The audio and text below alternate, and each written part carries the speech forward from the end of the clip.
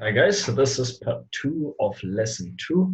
Mr. G here, and in this lesson really we're going to look at some questions and to just test really if we were concentrating and if we understood, most importantly, what was discussed previously. Okay, so here's the question. I copy the diagram. All right, calculate the numerical value of 10x plus 2y for x equals to 3 and y equals to 5 by completing the empty spaces in the diagram. So let's see. You have 3. This is obviously x. Okay, that's y. Okay, so what is 3 times 10? That's 30.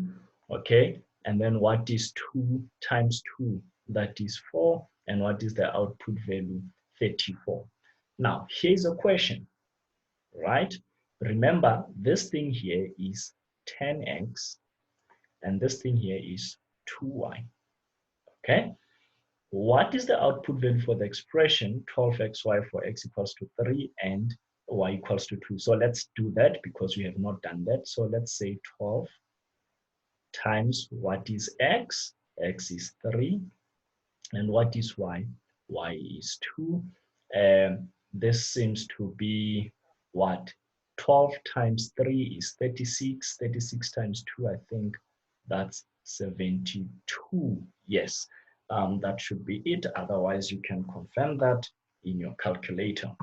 Now, the question there, we found that, fine, we answered B. C are the expressions 10x plus 2y and 12xy equivalent. In other words, for the values of x and y that we substituted in here, here x is 3, y is 2, x3, y2. Do we get the same answer? We got a 34 here, we've got a 34 here, and we had a 72 here. So clearly these expressions are not equivalent, so the answer is no. Now, here's an important question, D. Are the terms 10x and 2y like or unlike? Now, remember what we said earlier on. First of all, we're gonna check, do we have x in this other term? No. All right, so right away we can see by just checking the first condition, they are not. Why? They have different letters, they have different variables, they have different alphabets. Okay, those are the different ways you can explain your answer. Okay, let's come to the next question here. Maybe let me just emphasize something quickly here, guys. And I'm emphasizing this because it's one of the common errors. Most of the times we see this as teachers. When we give students these expressions, or students will be simplifying. Let me take an example actually and just show you what I mean. And please don't do this. Okay, students will be given, okay, 4x plus 6x plus 2y. Then the question will be saying simplify. Okay, then students will go, oh, 4x and 10 and 6x, that's 10x plus 2y. Then students go further to say this should be 12xy. But guys, my question is why? Why should you do that? Because, I mean, we can see clearly here that x is not the same as y, so we cannot add these two together. They are unlike terms. So I want you to understand something, guys. Please be okay. The answer should stop here. Be okay with having a simplified expression that has more than one term.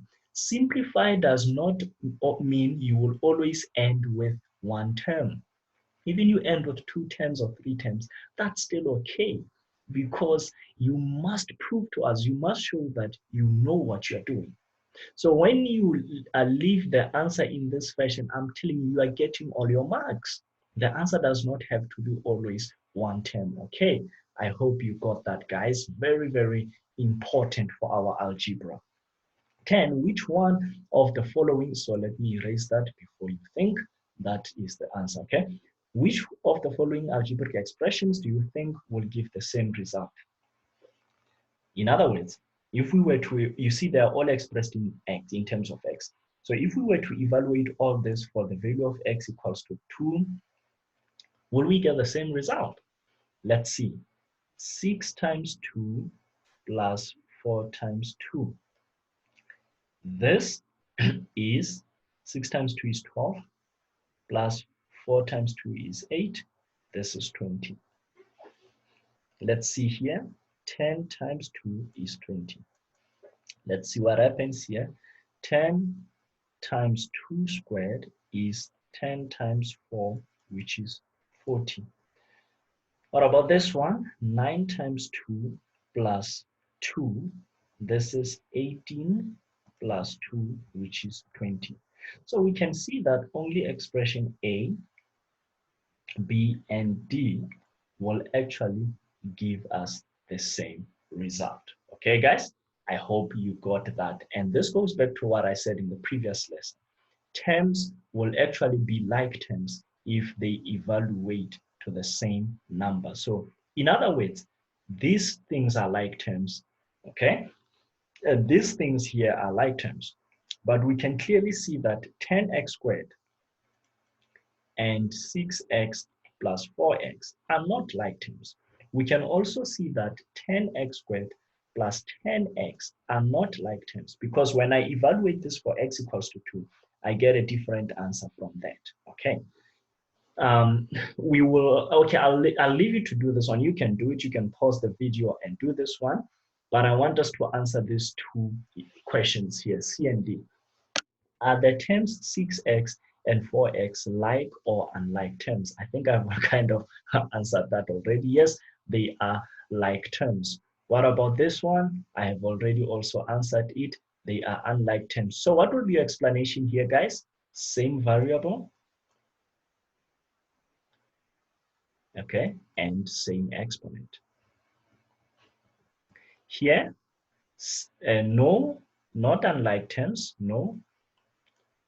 Same variable, but different exponent or unequal exponents. Okay, that's why these terms here will not be like, they are unlike. All right, let's look at this other question here, and I thought I should put this one because I think it is quite important, right?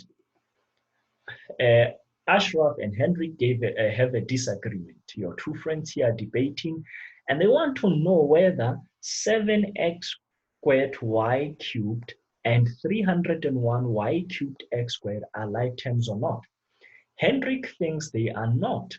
Why? Because the first term has x squared coming before y cubed.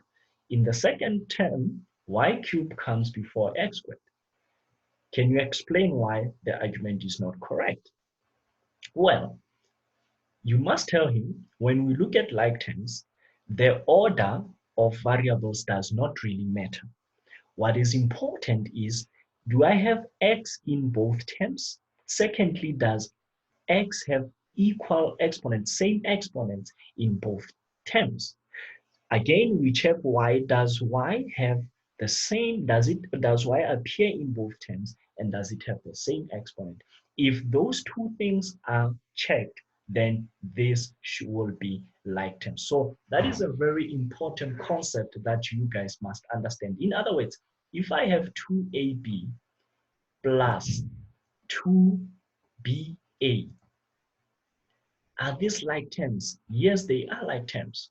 I have an A here, an A there, and they have the same power. I have a B here, they've got the same power. So this can actually add up to 4ab. If I have 2x squared y plus xy squared, are these like terms? The answer should be what? No. Okay, though I have an x here and an x there, the powers are not the same. Okay, so that second check is critical. What about 3x cubed y squared minus x cubed y? Like terms maybe? No, guys. Even though x here has the same power, y does not have the same power. What is the lesson here?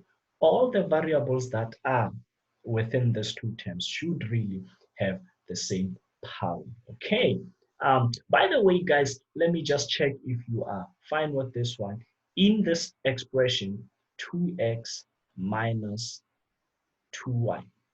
What is the coefficient of x? I hope you know that it is 2. What is the coefficient of y? I hope you can see it is minus 2, not y. What about the expression x minus y?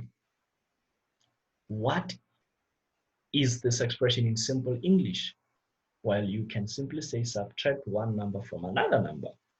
Okay, so what is the coefficient of x here? Remember, there is that silent 1 that we do not write, and there is also that silent 1. So the coefficient of x here is 1, and the coefficient of y is minus 1. Okay, let's look at the last question.